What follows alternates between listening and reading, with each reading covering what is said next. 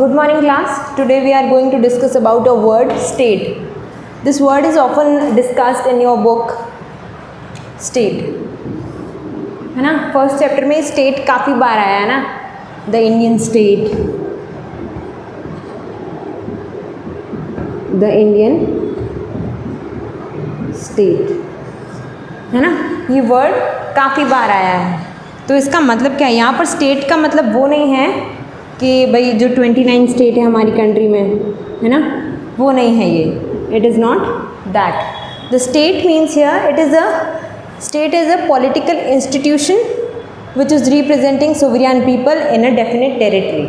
अब इसका मतलब क्या हुआ कि जो स्टेट है, state is a bigger form, है ना. स्टेट क्या होता है? हम जब हमको गवर्नमेंट और स्टेट में, है ना, जब हमको गवर्नमेंट या फिर हमारे जो इंडिया का पूरा पॉलिटिकल सिस्टम है, पॉलिटिकल इंस्टीट्यूशन है, जब हमको गवर्नमेंट और पॉलिटिकल इंस्टीट्यूशन में फ़र्क बताना होता है, तब हम पॉलिटिकल इंस्टीट्यूशन की जगह स्टेट का यूज़ करते हैं. अब पॉलिटिकल इंस्टीट्यूशन क्या होता है और गवर्नमेंट में क्या फ़र्क होता है? गवर्नमेंट का मतलब है, इसका काम होता है एडमिनिस्ट्रेटिंग एंड गवर्निंग, है ना. इसका काम होता है गवर्निंग एंड एडमिनिस्ट्रेटिंग, मतलब कि लॉज बनाना और लॉज को इन्फोर्स करना. अब गवर्नमेंट कौन बनाता है? गवर्नमेंट है, अभी किसकी गवर्नमेंट चल रही है? बीजेपी की, है ना. ये जो है ये हर 5 साल के बाद में चेंज हो जाता है ना. हर 5 साल के बाद में इलेक्शन होते हैं और गवर्नमेंट चेंज हो जाती है. लेकिन जो पॉलिटिकल इंस्टीट्यूशन है ये कभी चेंज नहीं होता है. अब पॉलिटिकल इंस्टीट्यूशन क्या है? पॉलिटिकल इंस्टीट्यूशन में एग्जीक्यूटिव भी आ जाती है, लेजिस्लेचर भी आ जाती है, जुडिशरी भी आ जाती है ना. हमारा इलेक्शन सिस्टम कैसा होगा वो भी आता है ना. ये किस तरीके से काम करेंगे, इसकी पावर क्या होगी, है ना. या फिर ये जो भी है एक डेफिनेट टेरिटरी है ना हमारी कंट्री, जो थोड़ा बहुत ऐसा कुछ सम, है ना, इसी तरीके का कोई छोटा सा डायग्राम है जैसा हमारी कंट्री, हमारा इंडिया जो है वो ऐसा दिखाई देता है, राइट. तो ये जो डेफिनेट टेरिटरी है, इस डेफिनेट टेरिटरी में रहने वाले जो लोग हैं, पीपल्स हैं, है ना. हमारी इंडिया में जो रहने वाले पीपल्स हैं वो सोवरियन हैं, है ना. सोवरियन मतलब इनके ऊपर और कोई पावर का काम नहीं होता है. इट इज़ सोवरियन, है ना. सोवरियन मतलब पीपल के पास सुप्रीम पावर है ना. तो ये जो सोवरियन पीपल है ये जब एक डेफिनेट टेरिटरी में रहते हैं तो इस डेफिनेट टेरिटरी को स्टेट कहते हैं, है ना. समझ में आई बात?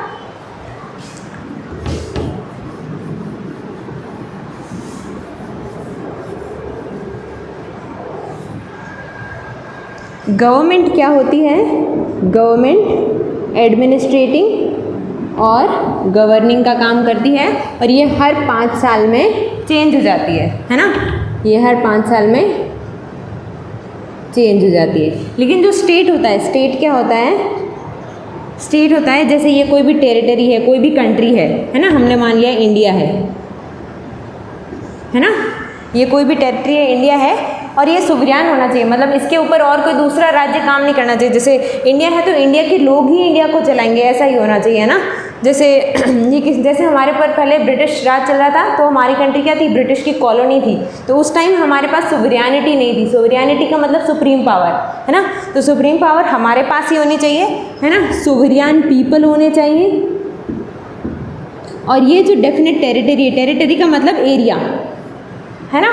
जो हमारी कंट्री का डेफिनेट एरिया है उसमें रहने वाले जो सोवरियन पीपल हैं इसको हम कहेंगे, इस टेरिटरी को हम कहेंगे स्टेट. वो सोवरियन, वो एरिया जिसमें सोवरियन पीपल्स रिसाइड करते हो, है ना. वो टेरिटरी जिसमें सोवरियन पीपल रिसाइड करते हो उसको कहेंगे इंडिया, उसको कहेंगे स्टेट, है ना. उसी तरीके से हमारे पास है एक इंडियन स्टेट, वैसे ही है नेपाली स्टेट, नेपाल स्टेट, है ना. जैसे अमेरिकन स्टेट. तब ये एरिया क्या है? ये कभी बदलने नहीं वाला है ना. ये टेरिटरी जो है ये कभी बदलने नहीं वाली है, हमेशा एक ही जैसे रहने वाली है. लेकिन गवर्नमेंट क्या है? गवर्नमेंट तो चेंज हो जाएगी, है ना। हर 5 साल के बाद में दूसरे मिनिस्टर्स आ जाएंगे, दूसरी एग्जीक्यूटिव आ जाएगी, दूसरी लेजिस्लेचर आ जाएगी, है ना। जुडिशरी में भी दूसरे जजेस आ जाएंगे, लेकिन ये इंस्टीट्यूशन तो बने रहेंगे, है ना। लेजिस्लेचर तो हमेशा ही रहेगी, भले उसमें लोग दूसरे आते रहेंगे, गवर्नमेंट दूसरी आती रहेगी, लेकिन ये परमानेंट रहेगी। तो ये जो लेजिस्लेचर है ना, एग्जीक्यूटिव है, या फिर ये जो जुडिशरी है, ये सब इसी के पार्ट हैं, है ना। ये सब क्या है, इंडियन स्टेट के पार्ट हैं। समझ में आई बात, इंडियन स्टेट के पार्ट हैं लेजिस्लेचर, एग्जीक्यूटिव, जुडिशरी, है ना। ये सारे क्या हैं, इंडियन स्टेट के पार्ट हैं। इंडियन स्टेट जो है वो सबसे ऊपर है ना। इंडियन स्टेट का मतलब एक डेफिनेट टेरिटरी है जिसके अंदर सोवरियन पीपल रह रहे हैं, वो अपने आप को रूल कर रहे हैं, है ना। उस डेफिनेट टेरिटरी को हम स्टेट कहेंगे, और उस स्टेट में लेजिस्लेचर, एग्जीक्यूटिव, जुडिशरी होंगी, वो उसके पार्ट्स होंगे, है ना। और ये क्या है, ये गवर्नमेंट है। ये दोनों मिलकर क्या बनाते हैं, गवर्नमेंट, जो क्या है हमेशा चेंज होती रहती है, हर 5 साल के बाद में चेंज होती रहती है। तो स्टेट और गवर्नमेंट के बीच में फ़र्क पता चल गया ना। ये स्टेट वो स्टेट नहीं है 29 स्टेट वाला, है ना। दिस इज़ अ स्टेट का मतलब है यहाँ पर कि एक फिक्स टेरिटरी है जिसके अंदर लोग रहते हैं, सोवरियन पीपल्स हैं, है ना।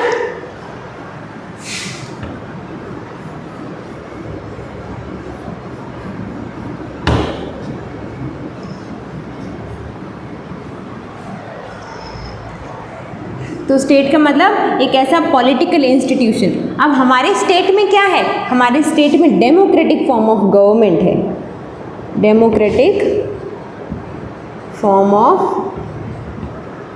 गवर्नमेंट है ना। हमारे स्टेट में क्या है, डेमोक्रेटिक फॉर्म ऑफ गवर्नमेंट है। गवर्नमेंट स्टेट का ही एक पार्ट है। स्टेट क्या है, एक डेफिनेट टेरिटरी है, सोवरियन पीपल जिसमें रहते हैं, और वो एक पॉलिटिकल, एक ऐसा पॉलिटिकल इंस्टीट्यूशन है ना। पॉलिटिकल इंस्टीट्यूशन का मतलब यही है, पॉलिटिकल इंस्टीट्यूशन में सारी चीज़ें आ जाती हैं, एग्जीक्यूटिव भी आ जाती है, लेजिस्लेचर भी आ जाती है, जुडिशरी भी आ जाती है ना। पॉलिटिक्स से रिलेटेड हर चीज़ उसमें आ जाती है। तो एक ऐसा पॉलिटिकल इंस्टीट्यूशन है जिसमें सोवरियन पीपल जो है वो डेफिनेट टेरिटरी में रहते हैं, और हमारी जो गवर्नमेंट है वो कैसी है, डेमोक्रेटिक फॉर्म ऑफ गवर्नमेंट है। ये हमने पहले भी पढ़ा है। तो ये पेज नंबर 13 पर एक बॉक्स दे रखा है, the word state is often used in this chapter, this does not refer to the state government, है ना। स्टेट का मतलब ये नहीं है जो आप 29 स्टेट से समझ रहे हो। Rather than we use state, we are trying to distinguish it from government. हम स्टेट यहाँ पर क्यों यूज़ कर रहे हैं, क्योंकि हमें उसको गवर्नमेंट नहीं दिखाना है ना। जैसे इंडियन स्टेट है ना, द इंडियन स्टेट। अब हम इंडियन स्टेट के बारे में बात करें तो हम स्टेट के बारे में एज अ होल बात करें ना। हम इसमें जुडिशरी भी ले रहे हैं, एग्जीक्यूटिव भी ले रहे हैं, लेजिस्लेचर भी ले रहे हैं, है ना। हम गवर्नमेंट के बारे में बात नहीं कर रहे हैं यहाँ पर। इंडियन स्टेट कुछ कर रहा है इसका मतलब हमारी गवर्नमेंट कुछ कर रही है ऐसा नहीं है ना। Indian state as a whole कुछ कर रहा है। इंडियन स्टेट में अगर लिबर्टी है और इक्वालिटी है ना, ये कुछ आइडियल है इंडियन स्टेट के। तो ये हमारी कोई गवर्नमेंट ने नहीं लाए हैं, है ना। ये हमारे जो Indian state as a whole है ना, पूरे होल में। जैसे ये किसी एक इंस्टीट्यूशन पर लागू नहीं होता है, जैसे लेजिस्लेचर अकेले पर ही लागू हो या फिर एग्जीक्यूटिव अकेले पर ही लागू हो, ऐसा कुछ नहीं है ना। ये लिबर्टी है, इक्वालिटी है, फ्रेटर्निटी है, ये सभी पर इम्प्लीमेंट होते हैं, पूरे Indian state as a whole, पूरी टेरिटरी पर, है ना, पूरी कंट्री पर, पूरी टेरिटरी या फिर पूरी कंट्री पर लागू होते हैं ना। कोई एक इंस्टीट्यूशन, पर्टिकुलर इंस्टीट्यूशन पर नहीं होते हैं। Government is responsible for administrating and enforcing law. Government का काम क्या होता है, ये लॉ बनाती है ना, और लॉ को एनफोर्स करती है, उनको लागू करती है। The government can change with election, ये इलेक्शन के साथ चेंज हो सकती है। The state on the other hand refers to the political institution that represent the sovereign people who occupy the definite territory. ये sovereign people को दर्शाने वाला। अब स्टेट क्या होता है, स्टेट एक ऐसा पॉलिटिकल इंस्टीट्यूशन है जो sovereign people को रिप्रेजेंट करता है ना। sovereign people को रिप्रेजेंट करता है जो कि एक डेफिनेट टेरिटरी में रहते हैं। डेफिनेट टेरिटरी मतलब एक डेफिनेट एरिया के अंदर रहने वाले जो sovereign people है। sovereign people का मतलब क्या है, सेल्फ रूल है यहाँ पर, है ना। जो पीपल हैं वही अपने लिए रिप्रेजेंटेटिव चूज़ करते हैं। तो उनको जो ये जो सोवरियन पीपल हैं, इनको रिप्रेजेंटेट करने वाला एक पॉलिटिकल इंस्टीट्यूशन है जिसको इंडियन स्टेट कहा गया है। We can the speak of the Indian state, the Nepali state है ना, जैसे इंडियन स्टेट है, नेपाली स्टेट है। The Indian state has a democratic form of government. India state में कैसी है? डेमोक्रेटिक फॉर्म ऑफ गवर्नमेंट है। द गवर्नमेंट और the executive is one part of the state, है ना। ये जो ये गवर्नमेंट है, गवर्नमेंट क्या है? It is only one part of the state, है ना। ये स्टेट का सिर्फ एक पार्ट है, ये स्टेट पूरा नहीं है ना। गवर्नमेंट जो काम करे इसका मतलब ये हम ये नहीं मानेंगे कि वो हमारे स्टेट ने किया है, वो तो स्टेट का एक पार्ट है। The state refer to more than just a government and can not be use in. अब स्टेट का मतलब एक गवर्नमेंट से बहुत ज़्यादा होता है, स्टेट में सारी चीज़ें आ जाती हैं ना, जुडिशरी है ना, सारी लेजिस्लेचर सब कुछ इसमें स्टेट में आ जाता है।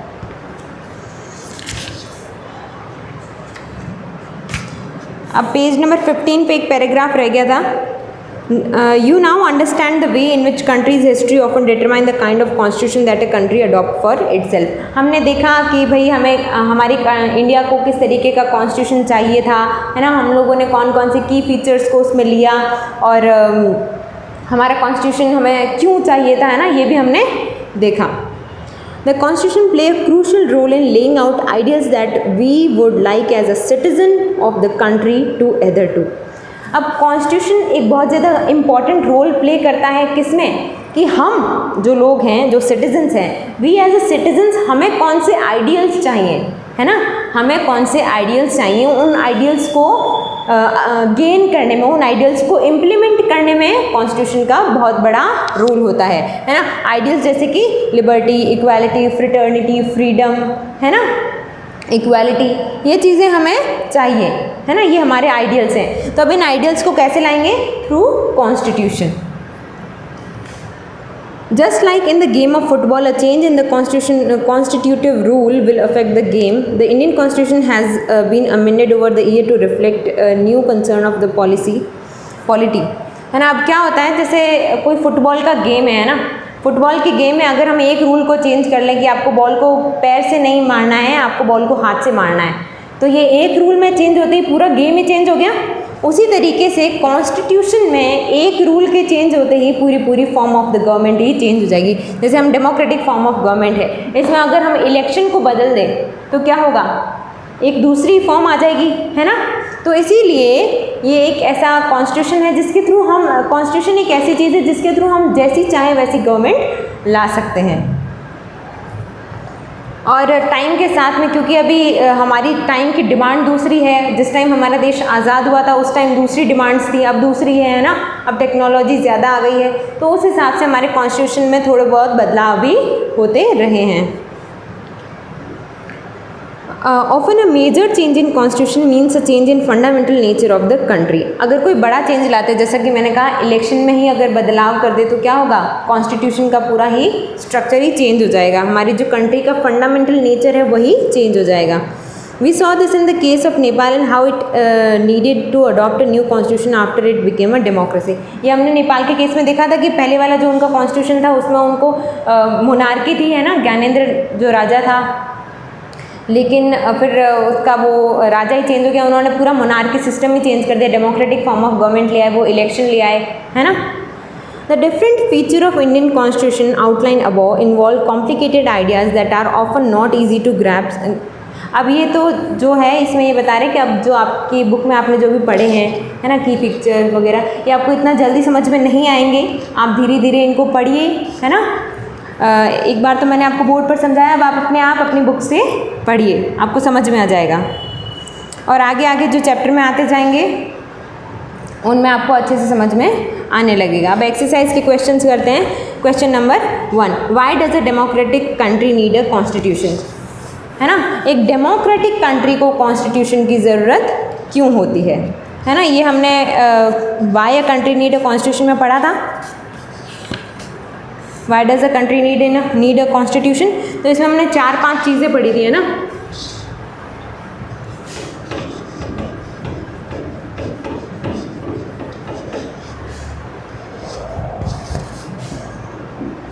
क्वेश्चन नंबर 1,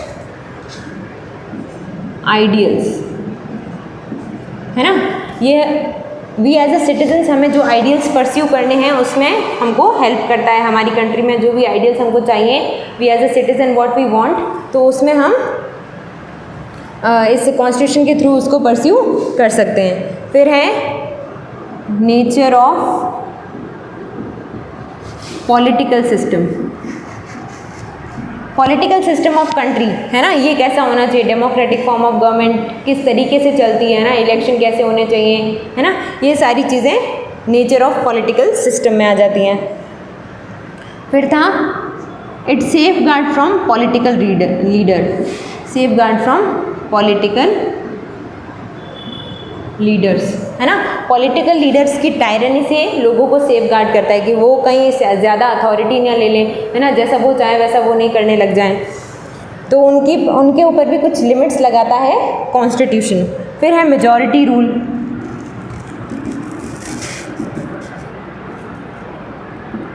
कोई एक पर्टिकुलर कम्युनिटी है जो ज़्यादा अमाउंट में, जो ज़्यादा मेजॉरिटी में है, कहीं वो अपने सारे रूल्स ना थोपने लग जाए दूसरे पर, है ना, माइनॉरिटी को परसिक्यूट ना कर दें, तो उसमें भी माइनॉरिटी को कुछ राइट्स दिए गए हैं, यहाँ पर लोगों को राइट्स दिए गए हैं। और सेफ गार्ड फ्रॉम आवरसेल्फ, कभी कभी क्या होता है हम अपनी भावनाओं में बह जाते हैं ना, तो क्या होता है कि हम कभी कभी अपनी प्रेवलेंट फॉर्म ऑफ गवर्नमेंट से हैप्पी नहीं होते, करप्शन बहुत ज़्यादा चल रहा है, या फिर हमारी कंट्री में जो रिप्रेजेंटेटिव है वो हमारे लिए अच्छे से काम नहीं कर रहे हैं, हमारे डेवलपमेंट के लिए काम नहीं कर रहे हैं, तो हम दुखी हो जाते हैं और हम चाहते हैं कि इससे अच्छा तो डिक्टेटरशिप ही होती, है ना, इससे अच्छा तो मोनार्की होती, तो हम चाहते हैं कि हमारी बेसिक स्ट्रक्चर ही चेंज हो जाए, लेकिन ऐसा नहीं कर पाते हम, क्योंकि कॉन्स्टिट्यूशन ऐसा करने नहीं देता, which is not good for long run, है ना, लंबे टाइम के लिए अच्छा नहीं होगा। एक बारी के लिए तो हम उसको एक्सेप्ट करके मान सकते हैं कि स्टेबिलिटी आ जाए, लेकिन लॉन्ग रन में फिर वो हमको हेल्प नहीं करता। फिर है नेक्स्ट क्वेश्चन है, look at the wording of the two document given below, the first column in the form is from the 1990 Nepal constitution, the second column is from more recent constitution of Nepal. अब नेपाल में पहले monarchy थी, राजा का राज चलता था, फिर उसके बाद में डेमोक्रेसी आ गई, है ना, तो एग्जीक्यूटिव पावर, है ना, जो पहले एक राजा के पास हुआ करती थी और फिर बाद में पीपल्स के पास में आ गई, है ना, तो हमको ये पता लगाना है, ये पुराने वाला कॉन्स्टिट्यूशन है और ये नए वाले कॉन्स्टिट्यूशन है। तो executive power, the executive power of the kingdom of Nepal shall be vested in his majesty and council of minister. तो इसमें पहले वाले कॉलम में एग्जीक्यूटिव पावर किसके पास है, हम दोनों में से कंपेयर करके पता लगाना है कि एग्जीक्यूटिव पावर पुराने टाइम में किसके पास थी और अभी रीसेंट टाइम में किसके पास है। पुराने टाइम में किंगडम में जो किंग होता था उसके पास थी, और नेक्स्ट अभी जो रीसेंट टाइम है उसमें है the executive power of Nepal shall pursuant to this constitution and law be vested in the council of minister। सिर्फ council of minister ना, council of minister जो कि जिनको लोगों ने अपना इलेक्ट किया है। तो एग्जीक्यूटिव पावर में डिफरेंस समझ में आ गया। पहले किसके पास थी, किंग के पास में थी एग्जीक्यूटिव पावर और उसके काउंसिल ऑफ मिनिस्टर के पास में थी, लेकिन उसके बाद में जो थी वो नेपाल के जो मिनिस्टर्स बन गए थे, जो इलेक्टेड रिप्रेजेंटेटिव थे, उनके हाथ में आ गई थी। What would happen if there were no restriction on power of elected representative? अगर elected representative पर कोई भी restriction नहीं हो तो क्या होगा, वो टायरेनी पर उतर आएंगे, है ना, आर्बिट्रेरी रूल करेंगे, करप्शन फैलाएंगे, है ना, वो किसी तरीके से लोगों को बस परेशान किए जाएंगे, बस अपने पर्सनल गेन के लिए काम करेंगे, तो that will be not good for our development, है ना। तो ये आपको पेज नंबर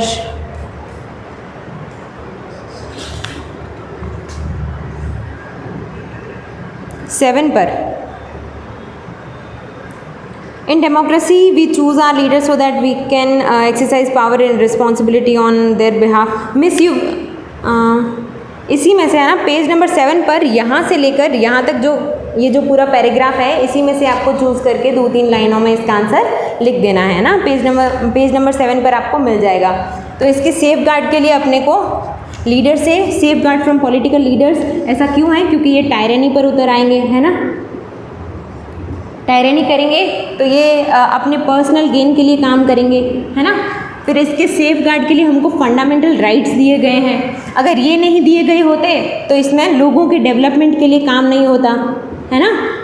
तो इन्हीं सब चीज़ों को आपको थोड़ा सा ब्रीफ में लिख देना है।